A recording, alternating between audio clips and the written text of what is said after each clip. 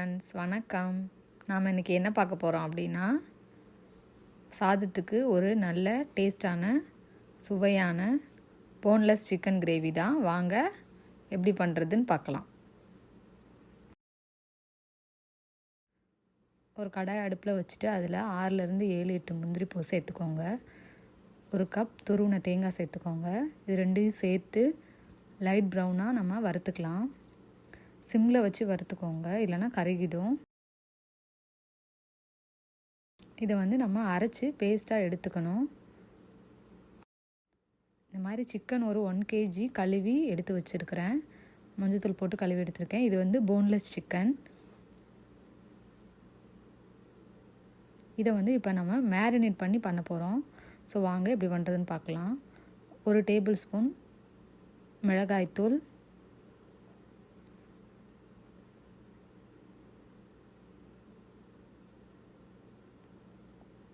1 teaspoon மல்லித்தூள்,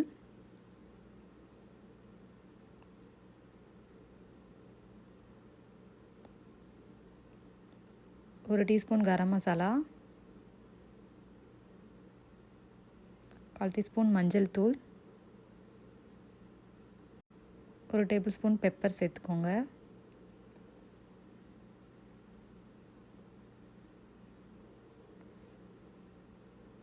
ஒரு table spoon இஞ்சி பூண்டு விழுது,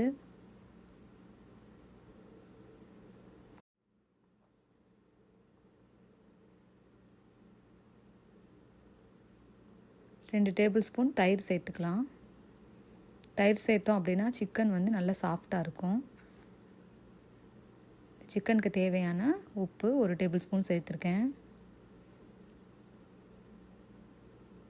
இதை இதெல்லாம் சேர்த்து நல்லா கிளறி வச்சுக்கலாம்.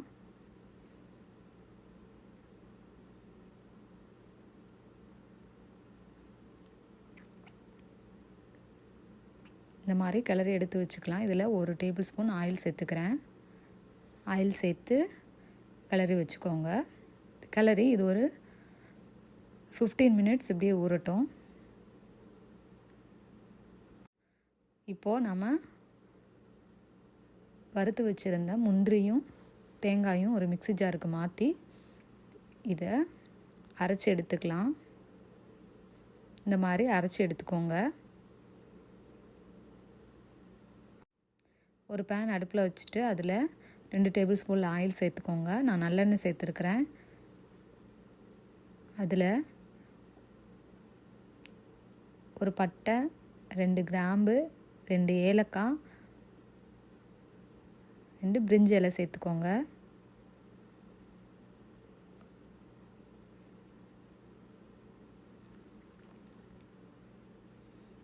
இதில் நான் ஒரு பெரிய வெங்காயம் பொடி பொடியாக நறுக்கி வச்சுருக்கிறேன். அதை சேர்த்துக்கிறேன்.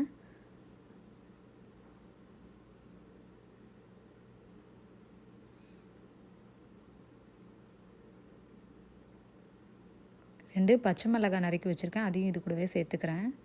ஸோ இது ரெண்டும் நல்லா ப்ரௌன் ஆகிற வரையும் வதக்கிக்கலாம்.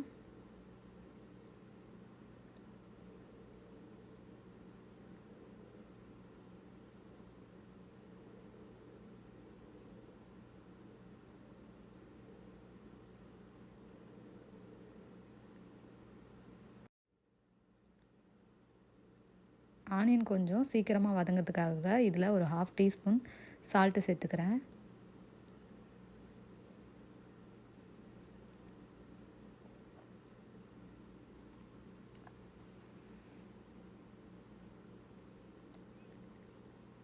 சேர்த்து நல்லா ப்ரௌனாக வதக்கிக்கோங்க.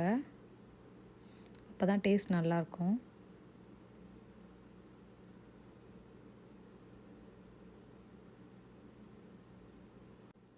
இந்த மாதிரி ப்ரௌனாக வதங்கினதுக்கப்புறமா நாம் ஒரு 2 மீடியம் சைஸ் தக்காளி நறுக்கி வச்சுருக்கிறேன். பெரிய தக்காளியாக இருந்தால் 1 மட்டும் சேர்த்துக்கோங்க.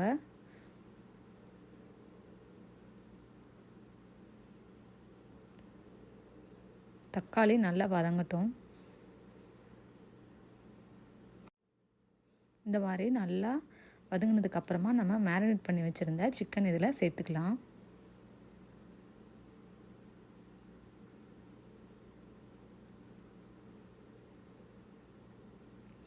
சேர்த்து நல்லா கிளறி விட்டுக்கலாம்.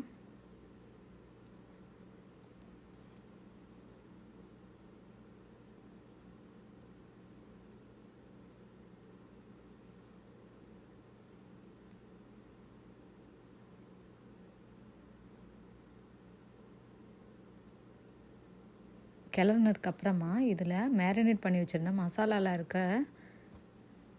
மசாலாவில் மட்டும் லைட்டாக ஒரு டம்ளர் தண்ணி சேர்த்து நான் அலசி இதில் ஊற்றிக்கிறேன்.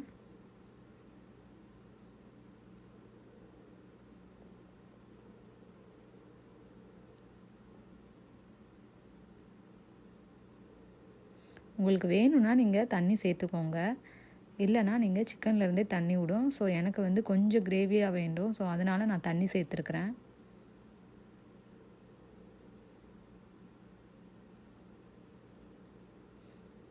இது ஒரு 20 to 25 மினிட்ஸ் வேகணும். ஸோ இதை ஒரு மூடி போட்டு நம்ம இதை வேக விட்டுறலாம். இப்போ பாருங்கள், ஒரு 15 மினிட்ஸ் ஆயிருக்கு. நல்லா கொதி வந்திருக்கு.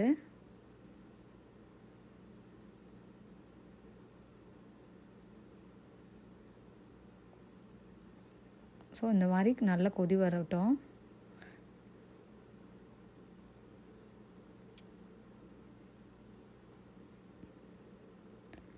இந்த டைமில் நாம் அரைச்சி வச்சுருந்த தேங்காய் விழுதை சேர்த்துக்கலாம்.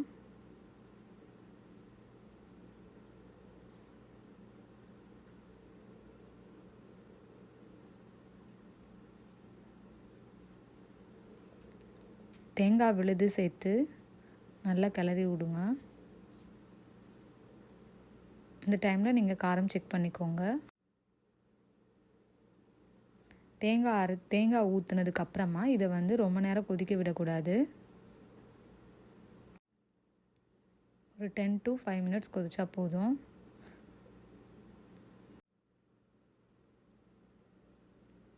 இந்த மாதிரி நல்லா எல்லாம் வெந்ததுக்கப்புறமா நாம் இப்போ சிக்கன் ரெடி ஆகிடுச்சு. இப்போ நாம் மல்லித்தலை போட்டு இதை இறக்கிக்கலாம்.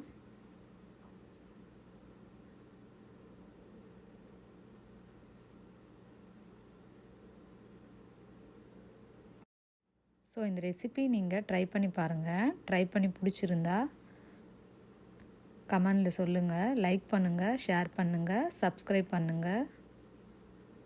தேங்க்யூ.